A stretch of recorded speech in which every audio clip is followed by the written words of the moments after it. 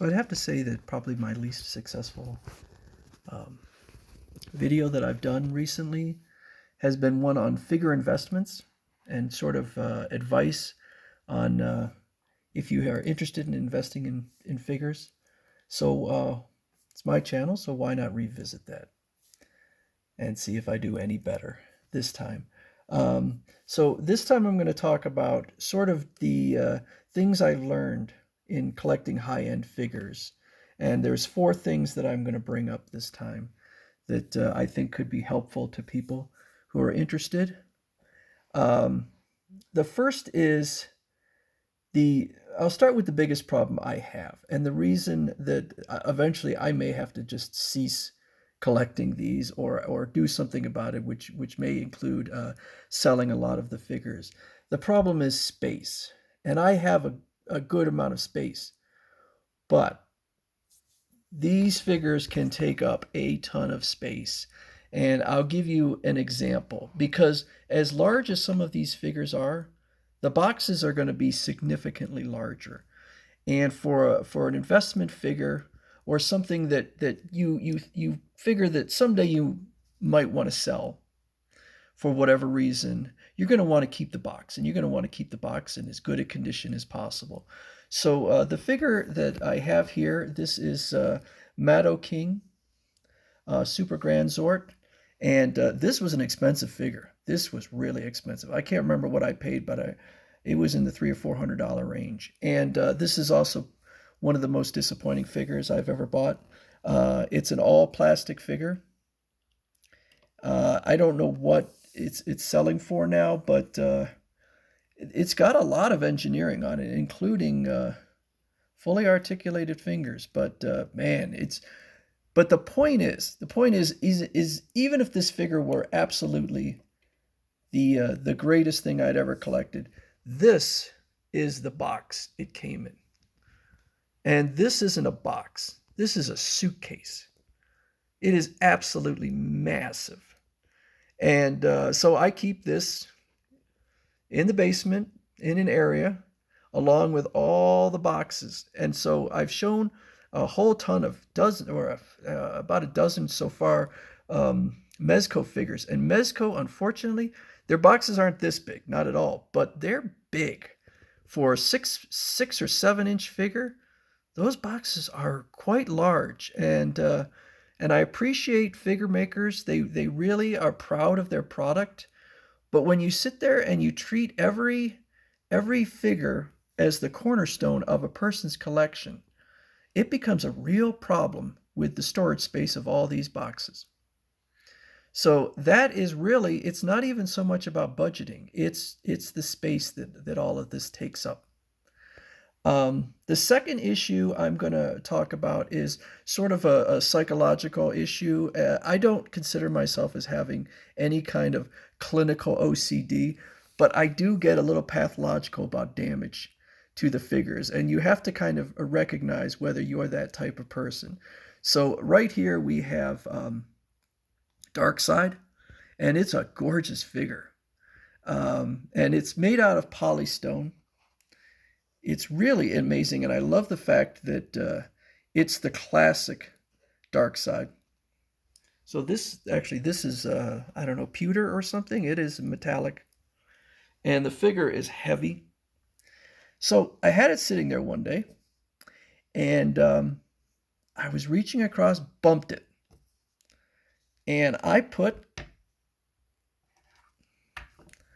the tiniest little scratch on it. There you go, a little scratch, because it's polystone, and boom, went down. And I can never get past it. Every time I look at this figure, I think of that scratch that's on it.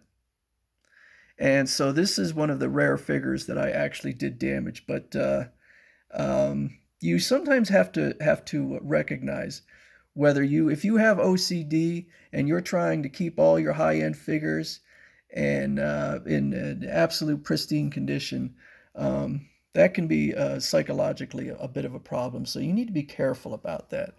And so, like I said, I can't look at this figure without remembering that it has a scratch on it. So that was unfortunate. And it is not the only figure that I have that I have damaged. So it's only been a few, but I know every figure that I have damaged, and it's tough. The third thing I was going to bring up is FOMO. It's the fear of missing out, and that is obviously an issue with any collector, particularly collector of limited. Not that these are limited edition, but I think I would say all of these, particularly these high-end robot figures, they don't produce a ton of them. So they can 6 months in, they can very quickly rise in price. And so you can sometimes get yourself in a situation where you you start buying things that you really shouldn't be buying, and then you regret it later. This one, I don't know why I bought this one. I don't care about the character. I've never seen the anime. It looked interesting, but I definitely regret buying this one. I don't know. Well, this is who did this? I can't remember which company did it, but it's not even. Yeah, I don't see it on the box, but fear of missing out. Yeah, you need to be careful about that. I would say try and avoid getting things that you don't really need or you don't really want, just because you're worried that you won't be able to get it later. If you can't get it later, then whatever. Who cares? My fourth and final thing is just I would suggest being knowledgeable about prices. The one I always think about most is the Godzilla figures. The Godzilla figures from Bandai are quite popular, but they jump in price significantly and very quickly. And there are definitely figures on there, not so much even the Godzilla figures. There's like one or two Godzilla figures I'd love to get, but it's more the other figures like Space Godzilla and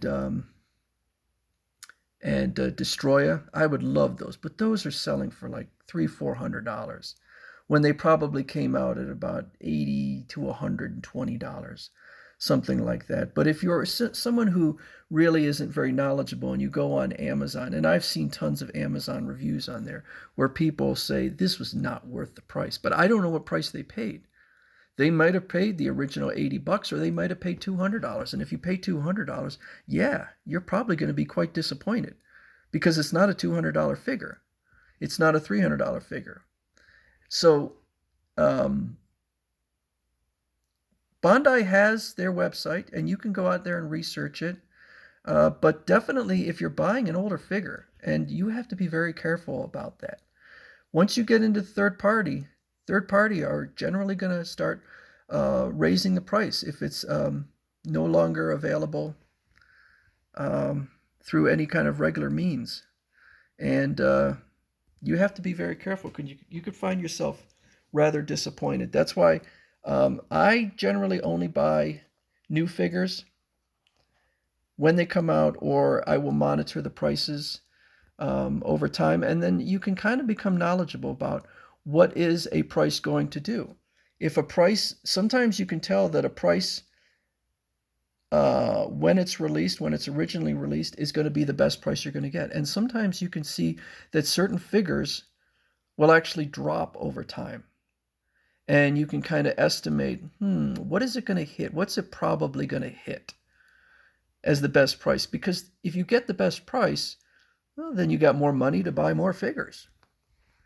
So if you're going to pay $200 for a 2-year-old Godzilla, when you could pay $160 for 2 new Godzillas, well, which do you want?